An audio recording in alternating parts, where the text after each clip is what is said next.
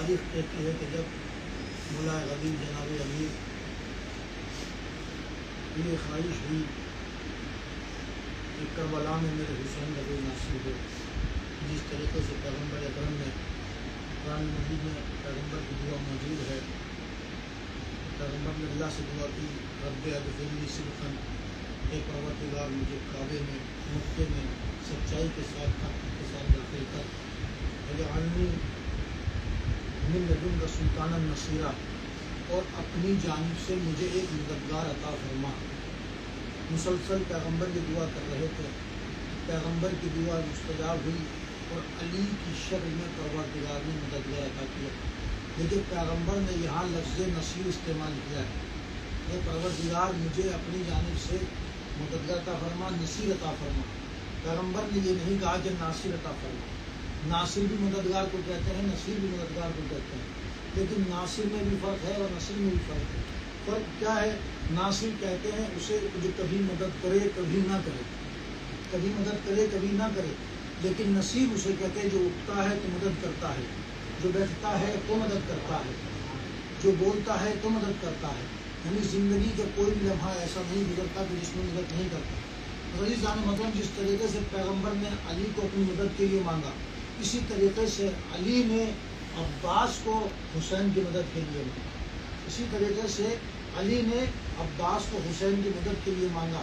تاریخ کہتی ہے کہ جناب مولا متقیان اپنے بھائی کے پاس گئے، جانے کے بعد کہا ہے بھائی عقیل، آپ کیونکہ انصاب اور نصاب عرب ہیں، آپ شجروں سے واقف ہیں، لہٰذا ایک بہادر خاندان کی عورت کو تلاش کیا کریں جس سے ایک عباس جیسا بیٹا پیدا ہو۔ میں کہوں گا مولا کائنات سے، مولا آپ یہ کہتے کہ با علم خاندان کی عورت تلاش کریں، با فضیلت خاندان کی عورت تلاش کریں، آپ یہی کیوں کہہ رہے ہیں کہ بہادر خاندان کی عورت تلاش کریں؟ عجب نہیں کہ مولا غدیر جناب امیر جواب دے کہ مجھے تاریخ کے جھوٹے راوی کو اس کی اوقات دکھانی ہے اور بتانا ہے کہ علی کیا ہے، کیونکہ کل دشمن یہ لکھے گا کہ علی نے اپنی بیٹی کی شادی فلاں سے کی، علی نے اپنی بیٹی کی شادی فلاں سے کی۔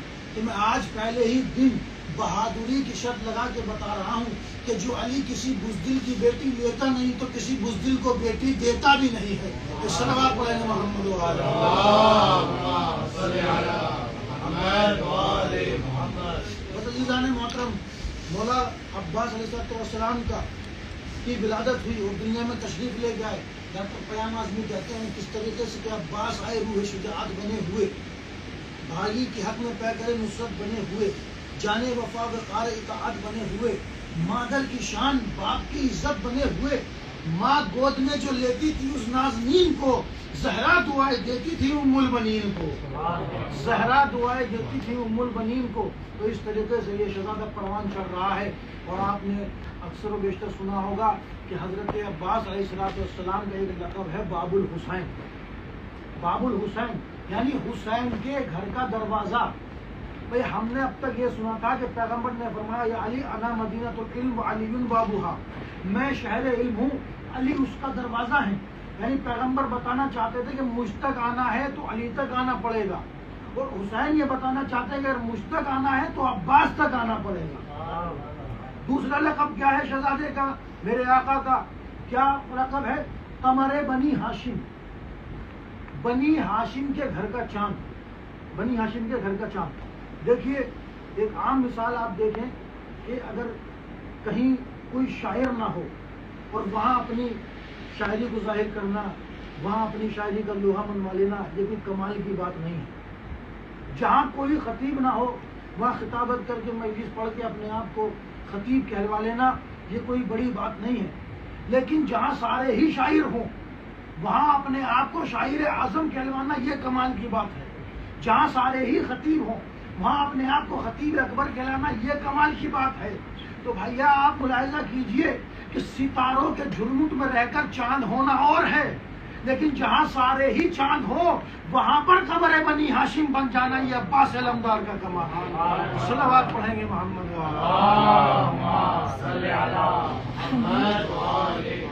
بھائی ہم نے اور آپ نے اکثر و بیشتر دیکھا ہے کہ اولاد کے اندر ماں کے شیر کا اثر آتا ہے، باپ کے خون کا اثر آتا ہے، لہٰذا جب بھی رشتہ کیا جاتا ہے تو پہلے خاندان کو دیکھا جاتا ہے، میں آپ کو تاریخ سے یہ منزلت دکھانا چاہتا ہوں. آپ دیکھیں کہ جنگ صفین ہے، محمد حنفیہ کھڑے ہیں، مولائے متقیان کہتے ہیں بیٹا بڑھ کر حملہ کرو، بڑھ کر حملہ کرو، لیکن محمد حنفیہ کے بڑھتے ہوئے قدم ٹھہر جاتے ہیں اور کہتے ہیں بابا جان تیروں کا میں برس رہا ہے، بابا جان سامنے بہت خطرہ ہے، بابا جان لشکر زیادہ ہے. ایک مرتبہ امام علی نے اپنے بیٹے امام حسن سے کہا اے حسن جا کر تم حملہ کرو، اے حسن تم جا کر حملہ کرو. تو حسن جا کر بھلے اور حملہ کیا. پھر تاریخ نے دیکھا کہ ایک 13 سال کا شہزادہ خیمے سے نکلا اور نکلنے کے بعد میدان میں آیا. میدان میں آنے کے بعد وار ویسے ہی کیا جیسے علی کرتے ہیں، حملہ ویسے ہی کیا جیسے علی کرتے ہیں. فوجوں پہ کشتے کے کشتے لگا دیے، گردنیں کٹنے لگی. ہر کوئی یہی کہہ کے بھاگ رہا تھا کہ بھیا یہ تو علی آ گئے، یہ تو علی آ گئے، یہ تو علی آ گئے. علی میدان میں آئے. آنے کے بعد رخ عباس سے چہرے کو، رخ عباس سے پردے کو ہٹایا، نقاب کو ہٹایا. نقاب ہٹانے کے بعد کہا دیکھو علی نہیں ہے بلکہ قمر بنی ہاشم ہے، قمر بنی ہاشم ہے. اس کا مطلب یہ ہے کہ اگر ماں کے شیر کا اثر بیٹے میں آتا ہے تو شاید مولا بتانا یہ چاہتے تھے کہ حنفیہ کے دودھ کی تاثیر اور ہے، ام البنین کے دودھ کی تاثیر اور ہے. صلوات پڑھیں گے محمد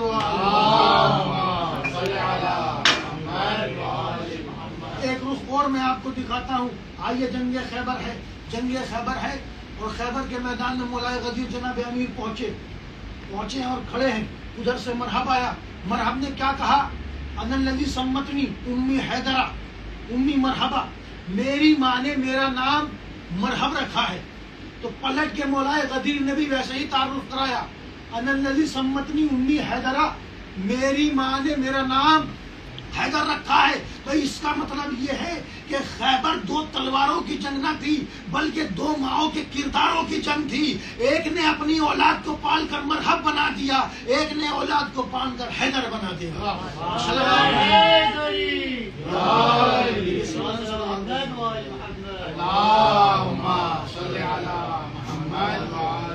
آج پوری دنیا میں یہ علم، یہ مشکیزہ اسی باوفا کی نشانی ہے، اسی باوفا کی نشانی ہے. ہم نے دیکھا کہ جب بھی کہیں کوئی باہر مجمع ہوتا ہے تو ہر ماں کی فطرت یہی ہے کہ وہ کہتی ہے میرے لال باہر نہ جانا، ہو جاؤ گے، باہر نہ جانا، تمہارے اوپر حملہ ہو جائے گا.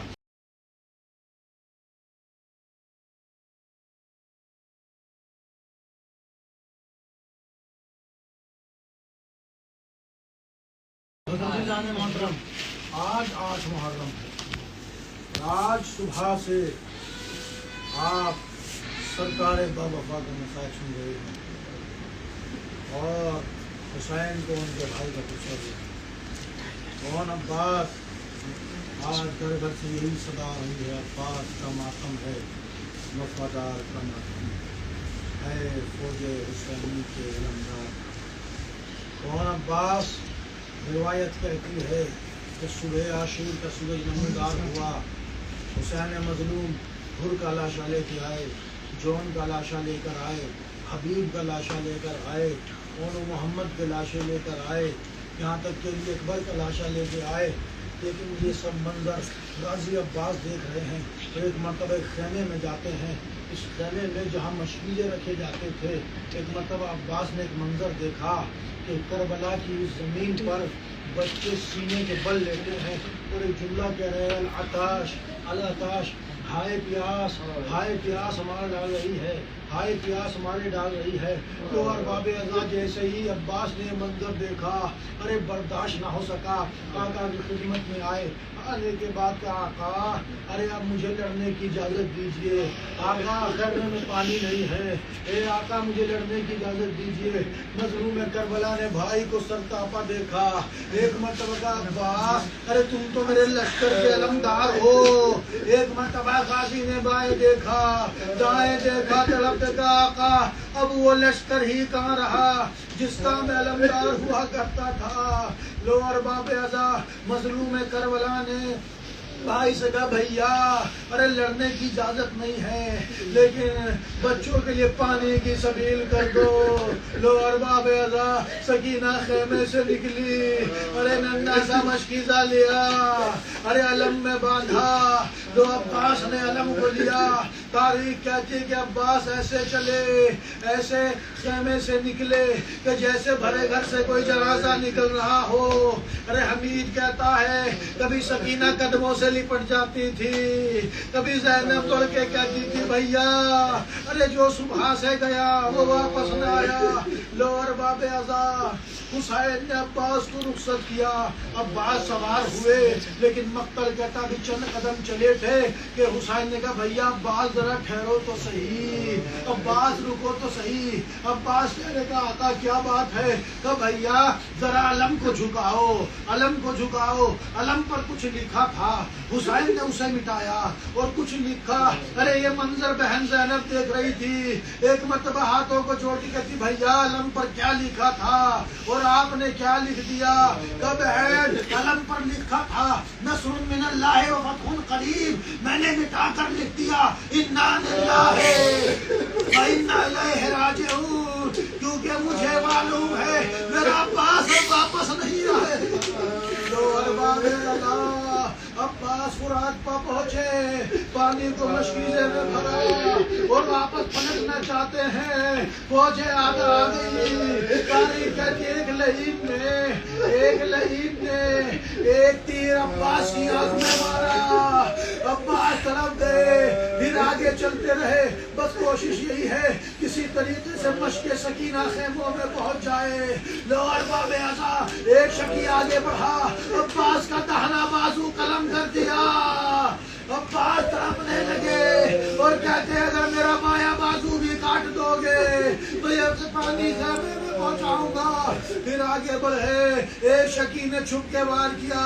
عباس کا بایاں بازو بھی کٹا, مشکیزے کو منہ میں دبایا. ایک مرتبہ پچھڑے ساتھ کے ارے کیا دیکھتے ہو, یہ پانی اگر خیموں میں پہنچ گیا تو قیامت آ جائے گی. ایک مرتبہ ہرملا نے نشانہ لیا, مشق سکینہ چھڑی, عباس کی حسرتیں بہ گئی. ایک مرتبہ گھوڑے کو فرات کی جانب کر دیا. ہار بابے بھی فرات کی جانب چل رہے تھے. ارے آنکھ میں تیر لگا تھا, ایک مرتبہ آنکھ میں تیر لگا تھا.